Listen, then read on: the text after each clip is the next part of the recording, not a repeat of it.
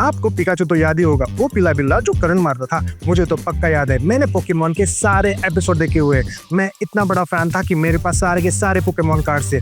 और पिकाचू को कोई कैसे भूल सकता है, एक क्यूट सा बिल्ला जिसके पूंछ के ऊपर एक काला सा दाग है और दिखने में जितना क्यूट था उतना ही खतरनाक था। पर अगर मैं आपसे कहूँ कि वो काला दाग उसके पूंछ के ऊपर कभी एग्जिस्ट ही नहीं करता था, चाहो तो चेक कर लो।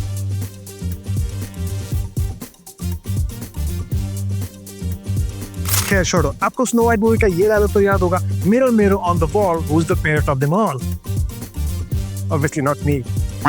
अगर मैं कहूँ कि ये डायलॉग कभी एग्जिस्ट ही नहीं किया और ये पूरी मूवी में कहीं भी नहीं था, तो Magic mirror on the wall, who is the fairest one of all? Okay, let's forget everything. आपने किटकैट चॉकलेट तो खाई होगी, मतलब हम सब ने बचपन से किटकैट चॉकलेट हजारों बार देखी, हजारों बार खाई है। उसकी टीवी में एड्स भी रोज आती है और उसका लोगो भी कितना आसान है यार, kit dash cat, just like this. But अगर मैं फिर से कहूँ, और मैं बहुत बार कह रहा हूँ कि ये डैश जो है बीच में वो कभी एग्जिस्ट ही नहीं किया और ये रियलिटी में कभी है ही नहीं, तो ये रियलिटी है क्या? एग्जैक्टली मैंने भी यही कहा था जब मुझे पता चला कि मेरी पूरी जिंदगी एक फ्रूट के ऊपर है और मुझे लगने लगा कि मेरे दिमाग के थोड़े स्क्रू ढीले हो चुके। तो मैं मेरे दोस्तों के पास गया और मैंने फिर उनसे ये सारे सवाल पूछे और मैंने जो आंसर सुना उससे ये साबित हो गया कि उनके भी दिमाग के स्क्रू थोड़े से ढीले हैं। और फिर हम सबको लगने लगा कि हम एक मैट्रिक्स में हैं, क्योंकि हम सबको एक कॉमन झूठ ने पकड़ा हुआ था जो हमने कभी आपस में डिस्कस भी नहीं किया था और हमें लगने लगा कि हम सब एक साथ ही। पर घर आने के बाद मुझे लगा कि इस टॉपिक के बारे में थोड़ा और रिसर्च करना चाहिए, तो मैं रिसर्च करने बैठ गया और मुझे पता चला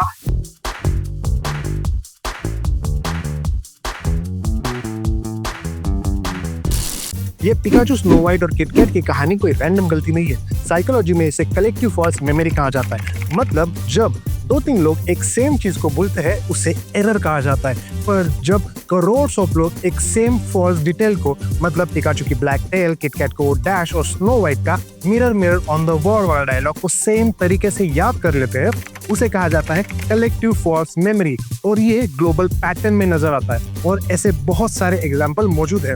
पर असली सवाल ये है कि क्या हमारा दिमाग इतना कमजोर है कि इतने बड़े झूठ को इतने बड़े पैमाने में सच मान के उसे रियलिटी का स्वरूप दे सकता है? ये दिमाग की गड़बड़ी जहां हम सबको एक गलत चीज सेम तरीके से याद है, इसे कहा जाता है द मंडेला इफेक्ट। तो मंडेला इफेक्ट को मंडेला इफेक्ट इसलिए कहा जाता है कि जब हजारों लोगों ने ये क्लेम किया कि नेल्सन मंडेला 1980s में जेल में ही मर गए थे और उनको उनकी टीवी पे फ्यूडल याद थी, स्पीचेस याद थी और बहुत सारी ऐसी चीजें याद थी जो असल में कभी हुई नहीं थी। और साइंस इसे सोर्स मॉनिटरिंग एरर का कलेक्टिव केस मानता है।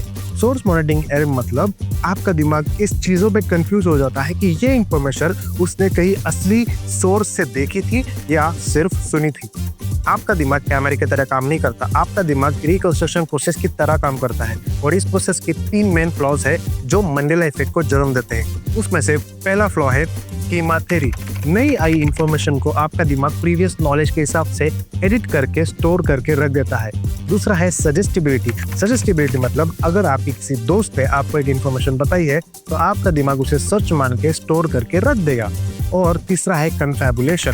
कन्फैबुलेशन मतलब अगर आपका कोई मेमोरी या आपको कोई इंफॉर्मेशन आई है उसमें कुछ मिसिंग गैप्स है तो आपका दिमाग उन मिसिंग गैप्स को इन्वेंट करके स्टोर करके रख देगा।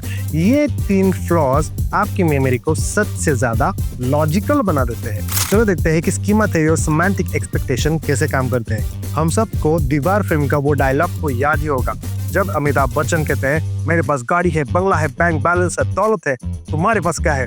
और शशि कपूर सीधा कहते हैं मेरे पास माँ है। पर एक्चुअली में शशि कपूर ने ये डायलॉग ऐसा कभी कहा ही नहीं था। उन्होंने कहा था मेरे पास माँ है, माँ।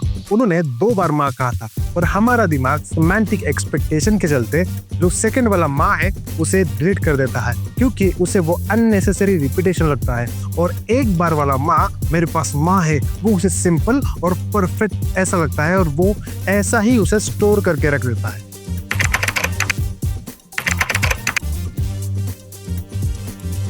आज मेरे पास बिल्डिंगें हैं, प्रॉपर्टी है, बैंक बैलेंस है, बंगला है, गाड़ी है, क्या है तुम्हारे पास?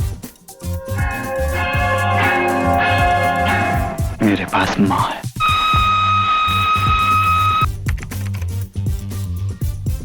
आपको किटकैट का एग्जाम्पल तो याद होगा जो मैंने इस वीडियो के स्टार्टिंग में आपको बताया था, कैसे हमारे दिमाग ने हमें ट्रिक किया था और बीच में हाइफन इंट्रोड्यूस करके हमें वो लोगो याद कराया था। एक्चुअली ये गलती है विजुअल स्कीमा की।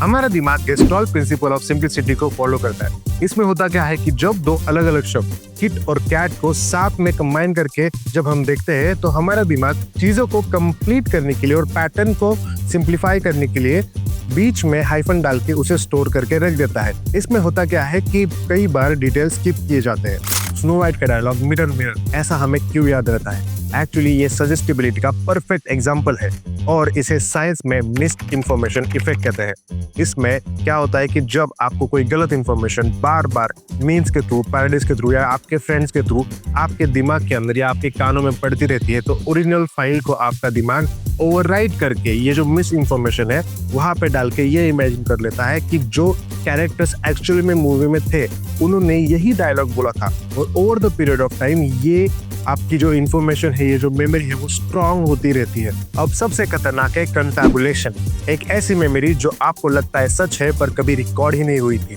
आपके दिमाग ने देखा कि आपके मेमोरीज में थोड़े गैप्स हैं, तो उस गैप को फिल करने के लिए आपके दिमाग ने कुछ सीन्स इन्वेंट करके वहां पे डाल दिए। पर ये करते हुए उसने आपको ये नहीं बताया कि वो गैप्स या वो सीन जो उसने इन्वेंट किए हैं वो एक्चुअली में सच है या फिर उसका इन्वेंशन। तो आप उस मेमोरी को उसी कॉन्फिडेंस के साथ याद करते हो जैसे कि वो सच है। इसीलिए मंडेला इफेक्ट कोई फन फैक्ट नहीं है, this is a documented failure of human memory. और मंडेला इफेक्ट का राज कोई अल्टरनेट रियलिटी या मैट्रिक्स में ग्लिच ऐसा कुछ नहीं है। अगर ऐसा होता तो हमें वर्ल्ड हिस्ट्री और कॉम्प्लेक्स फॉर्मूलेस गलत तरीके से याद होते। ये सिर्फ पॉप कल्चर के रेफरेंस को गलत तरीके से याद कराता है क्योंकि वो आसान कॉग्निटिव बाइस को ट्रिगर करते हैं। And the real reason behind the Mandela effect is that our brain never record the truth. हमारा दिमाग सच को कभी रिकॉर्ड नहीं करता, वो सिर्फ सच की कल्पना या सच का इंटरप्रिटेशन रिकॉर्ड करता है। और जब हजारों करोड़ों लोग सेम इंटरप्रिटेशन को लेके चलते हैं तो एक अल्टरनेट रियलिटी की जैसी सिचुएशन बन जाती है जिसे हम मंडेला इफेक्ट कहते हैं। तो अगली बार याद रखना कि हम सिर्फ मेमोरीज नहीं बनाते, कभी कभी मेमोरीज हमको बना देती है।